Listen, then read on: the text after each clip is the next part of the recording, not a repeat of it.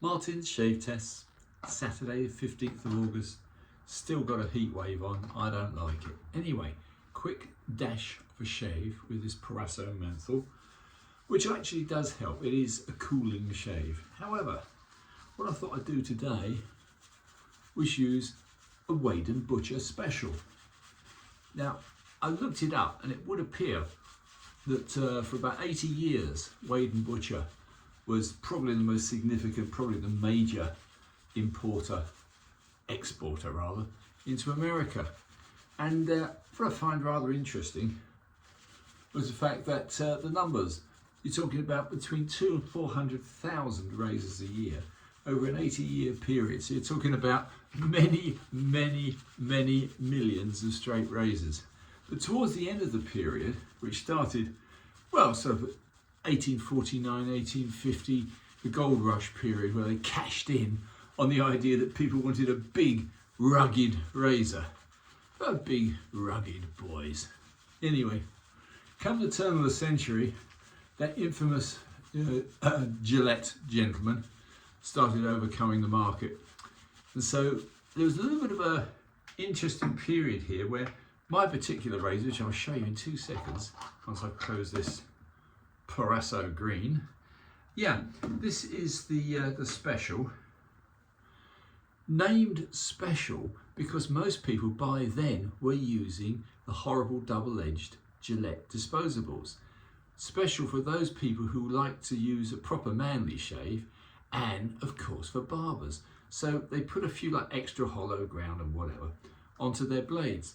But this is a beautiful little red case. But what was interesting, I thought you guys might enjoy, was the fact that it's got the trade label, the retailer, R.K. Fritzen, dealer in scissors, razors, knives, etc.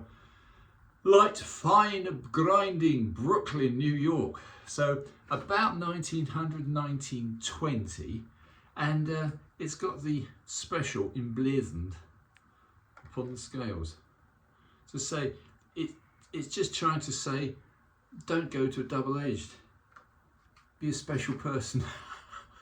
Anyway, yeah, out of the hundreds of thousands, the survival rate, of course, is very, very low.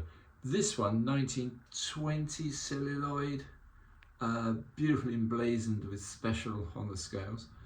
Square nose, deep hollow ground. I have used it before. It did work quite well, but I haven't used it for about a year.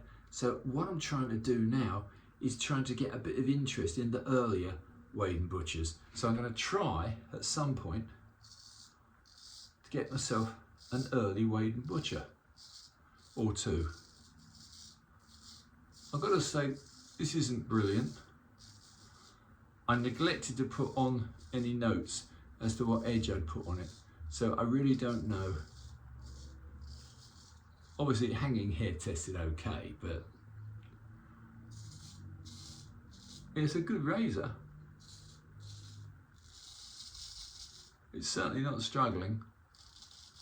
This is my usual sort of 3 or 4 days of stubble.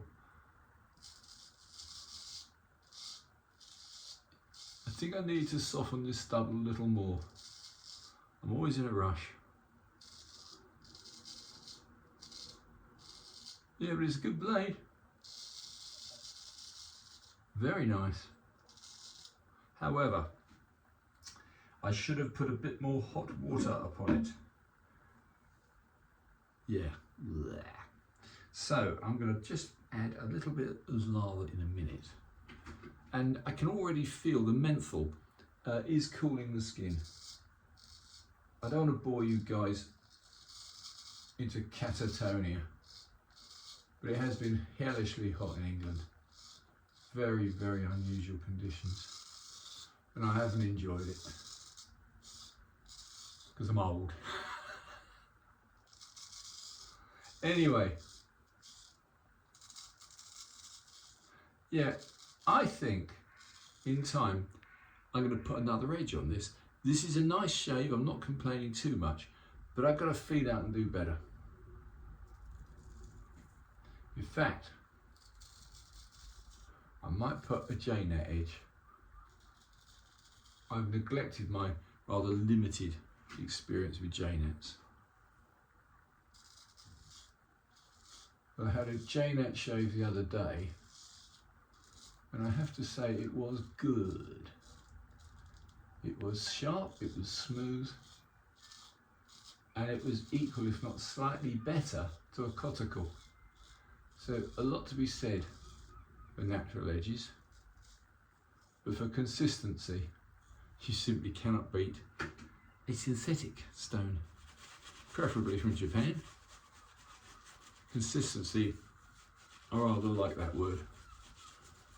Anyway, I'm going to do one more pass, guys, and call it a day. Yeah, so Wade&Butcher, huge numbers, absolutely astonishingly large numbers were sent to America.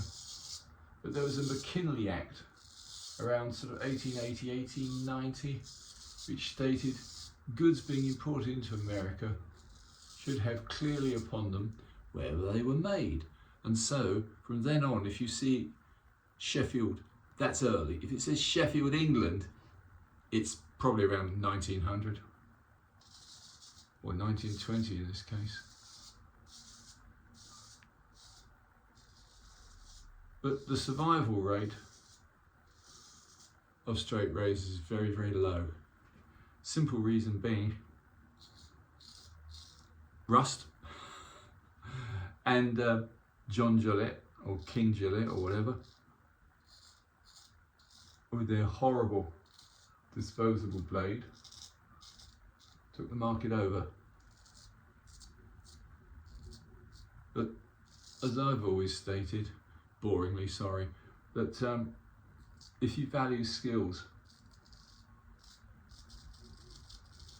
then you tend to go for something which you can put your own personal input, your own personal touch. And taking a blade out of a container and putting it into a razor is not the same as honing it and stropping it yourself. It doesn't take long. I can take a razor which badly needs honing, usually one I've just got off eBay, and I can inspect it, polish it, hone it and shave with it in under half an hour. If you haven't got half an hour spare in your life, you're a very sad person. However, rant over.